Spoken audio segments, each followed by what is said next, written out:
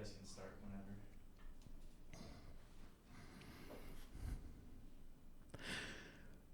Hello out there. This is Joseph Rigazio with Talisen Construction, and welcome to another episode of Talisen Talk. Today we have with us Jason Kroeger from the office leasing team at Cushman Wakefield. Jason, being the guy that is at the front lines and representing clients as they search for space throughout the boroughs, is really seeing what the sentiments are and what changes are, and I think we're going to have a nice discussion today. So, Jason, welcome. Thanks for having me. So let's jump right into it. We see a lot of things happening today with cross movement from boroughs to boroughs. It's quite exciting. As far as the here and now, where do you see some of the strengths within boroughs, or what kind of shifts are currently in the air?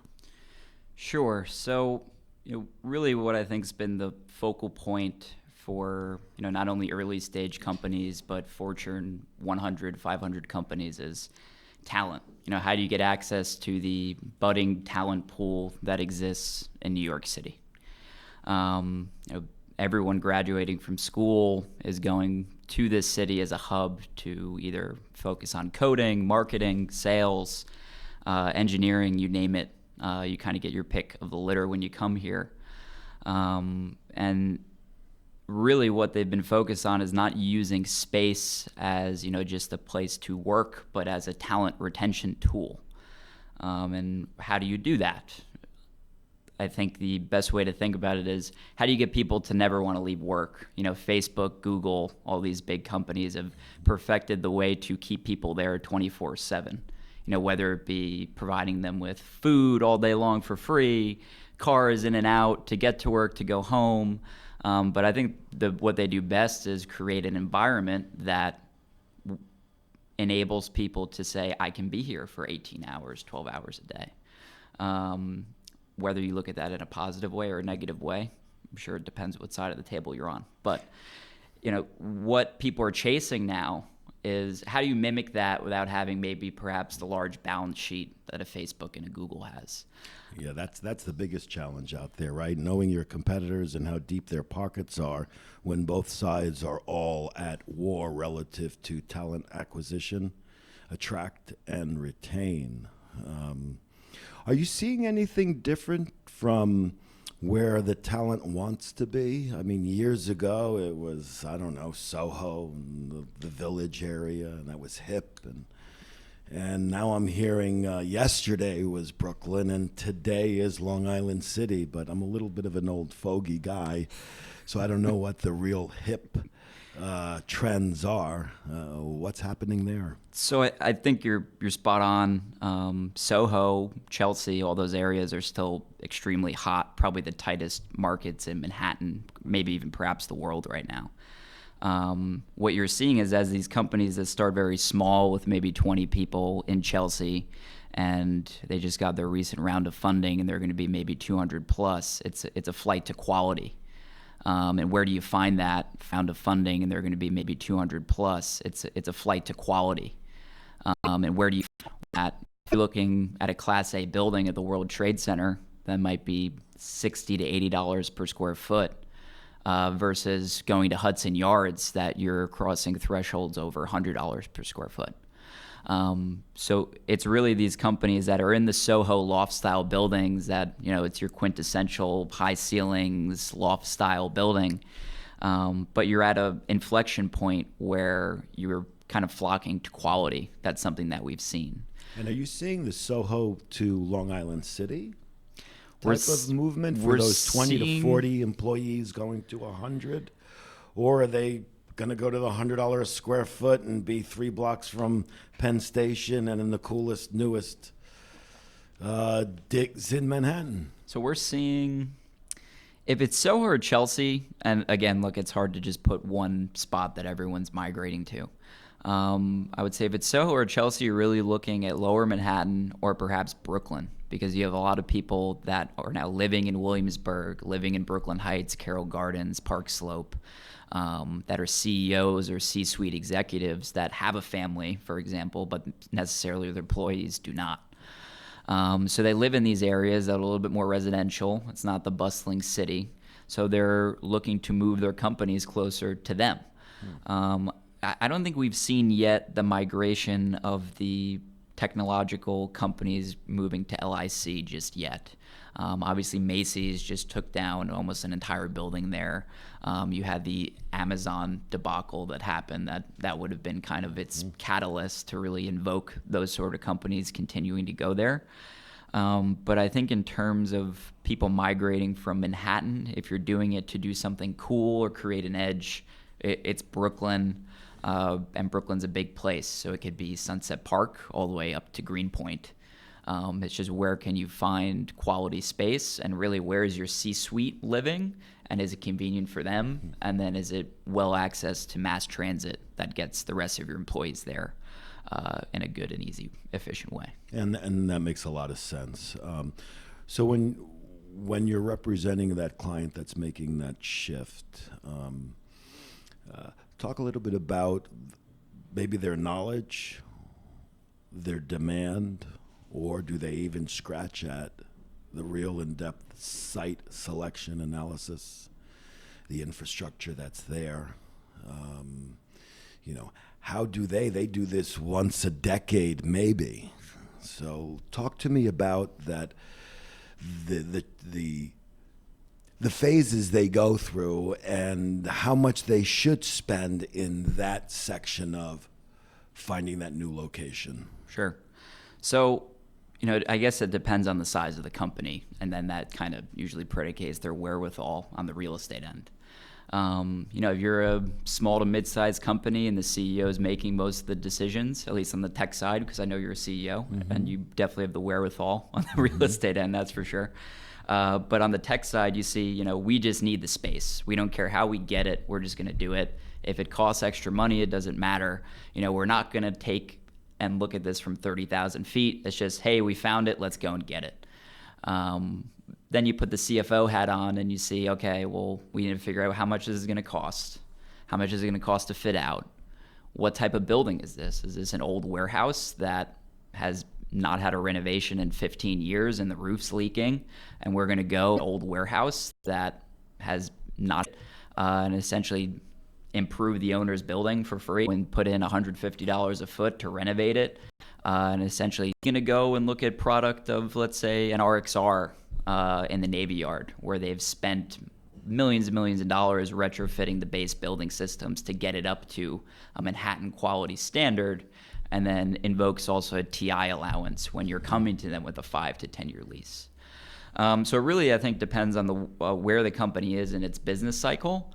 But in general, what we've seen is our clients really look to us to figure out what is going on here, what are we getting delivered from a base building or as is when we go and lease this building, what are we getting delivered in terms of TIs. You see a lot of landlords now in Brooklyn, at least the sophisticated ones, and also all over the boroughs. They're putting in, at least for base building work, $20 to $30 a foot, which gets it up to a certain standard. And then they're probably lending another $80 to $90 a foot to get people to a turnkey office. When you're kind of focused on a site that isn't necessarily owned by a sophisticated landlord, that stuff kind of just goes out the window. You're dealing with someone that owned and operated their business out of there. We call them accidental landlords. And they're like, well, here's the rent, here's the keys, take it or leave it, and that's really it. So it's really interesting when you're evaluating sites in the site selection process to really hone in on this owner is a well-institutionalized, capitalized owner that will be able to deliver the things that we look for when it comes to a building versus the owner that has one building. It's an industrial warehouse that hasn't been touched for 15, 20 years. And you're going to have to come out of pocket for all these improvements. You might have really low rent, but once you invest all that money over the course of the lease term, once you net that up, you're paying almost the same thing as if you were to go to the building down the block that's owned by, an RXR Realty. In the area of tenant improvement, flexibilities from the owners, are we seeing a trend going in one way or the other, or it really does just depend on who is the owner and knowing what to negotiate based on who that owner is. It really is case by case, to what you just said. I think there's been a general adoption now that, people don't necessarily look at things only on a 10-year lease basis anymore. We just represented a HR software company that has 60 offices across the U.S. They will only sign a 5-year lease, and in that 5-year lease, they need to have an option to terminate that lease in year 3. So in a landlord's eyes, they're really only signing a 3-year lease. They pay a premium for that flexibility, and it becomes a negotiation point. But I think we're seeing more and more, whether it be accounting rules or just the way people are looking at businesses today, that flexibility is key. And you need to have that full and forefront in a negotiation. And how much did the model of office sharing and where WeWorks entered the picture less than a decade ago, and there are classical competitors of WeWorks that was always there. The last 4 or 5 years, they started appealing to the Fortune 50 corporations to solve what you just scratched at. We just read in the news recently, IBM is stepping back, which is very interesting. And, the I don't want to really call it hype as much as the percent what has been written about in the magazines of construction and real estate in Manhattan shows that WeWork must be 50 to 70% of what's going on out there. We know that's not the case. So it's the conversation, it affects people. What has happened since before and then post revaluation of WeWork when people are talking about short-term flexibility and long-term negotiation? Has the negotiation changed or not? I don't think so. In terms of company to company, if you're in good standing with your financials and it's just a matter of this is what you need to get a deal done, I think owners are still getting or staying creative. Where I think the WeWork situation has created now, not only in the real estate markets, but also the public markets in general, is that these valuations of all these technology companies that, we're seeing skyrocketing every day don't necessarily hold weight anymore. It's not cool to lose money anymore. So how that kind of ties back into the real estate side of things is I think now more than ever, landlords will be looking at the balance sheet, looking at financials. And yes, if you want flexibility, is you can have them, but you're going to pay for them.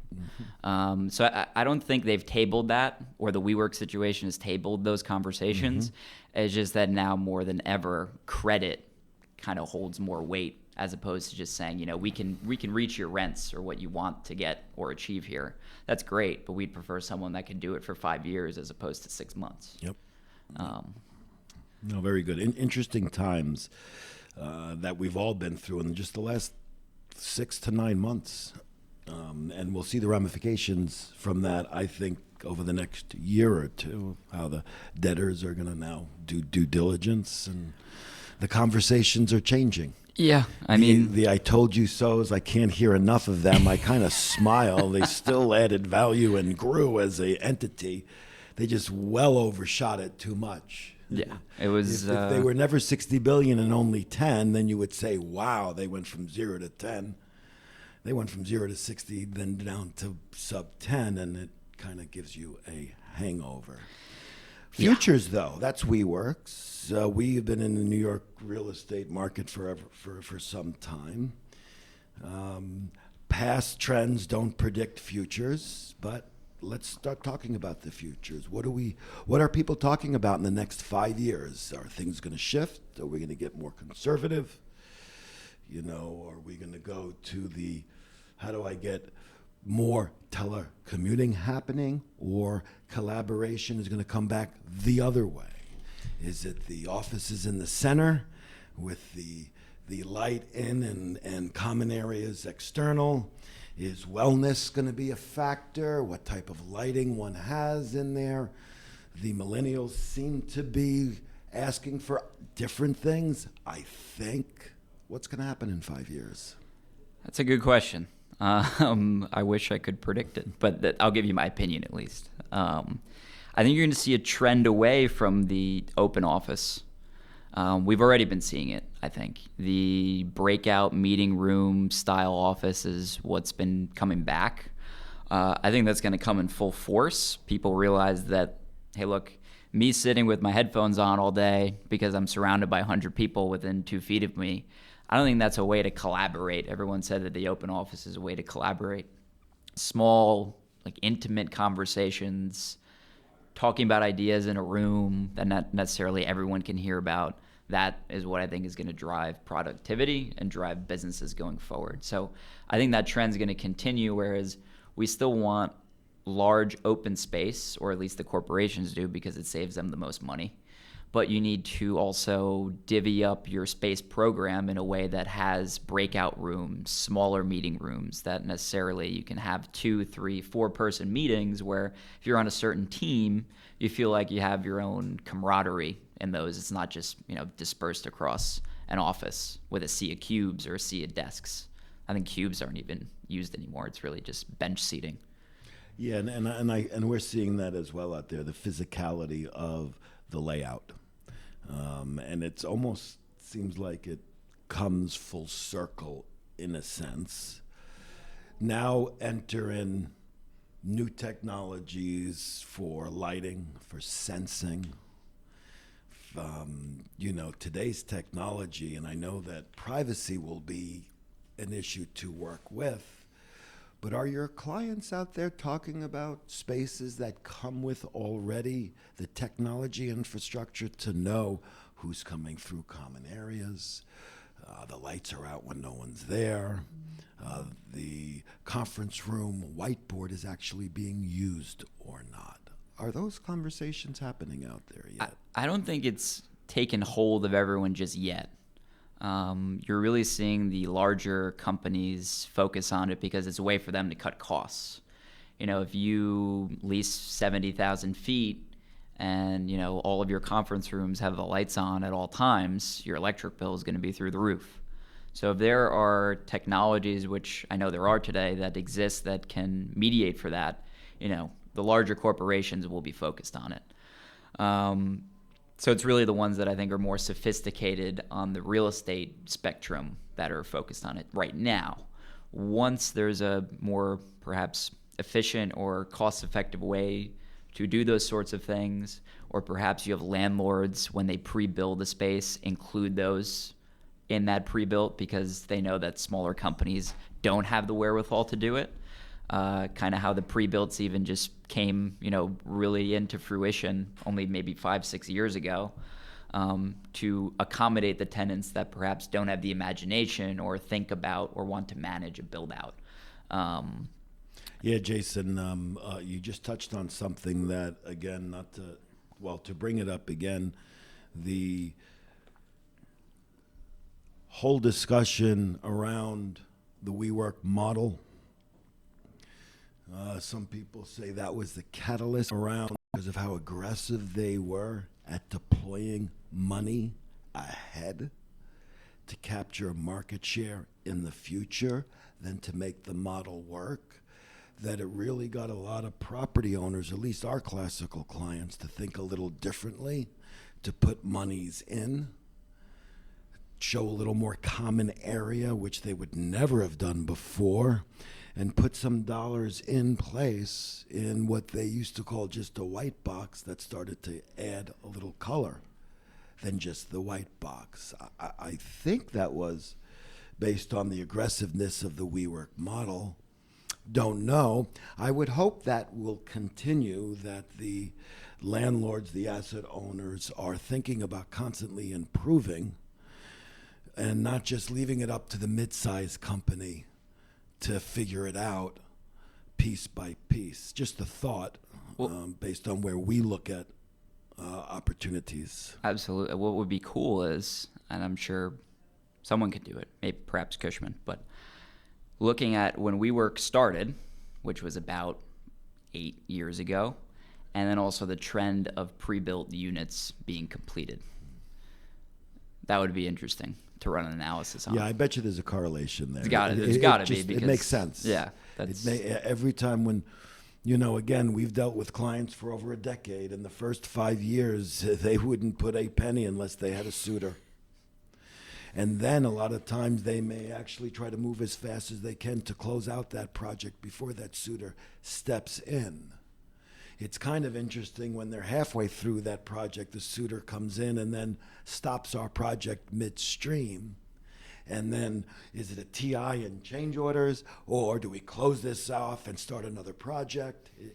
The fluidity is there, but it's nice to see the landlords belly up to get the product ready, because there's so many clients out there that just don't see it. When they have 100,000 employees, they have a department that sees it. When they're under 50 or 100 employees, they just don't see it. So it's kind of interesting to see how they react when they sit down to that table to negotiate 5 and 10-year lease. It's a big number. Yeah, I don't want to not insulting any clients in case they're going to be listening, but there's not a lack of imagination, but I think it is, unless you do it every day like you and I, it's very hard to look at an empty space and envision what it could become. Right. But that's just because we do it every day. No, very good, very good.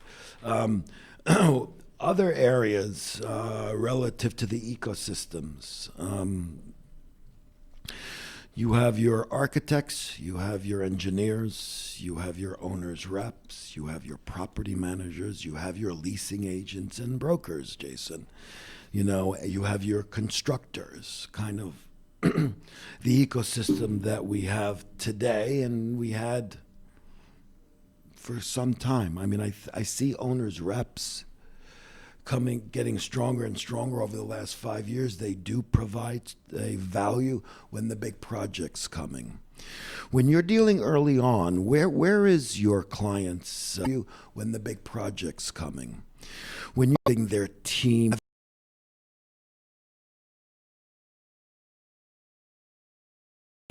team ready, do you tend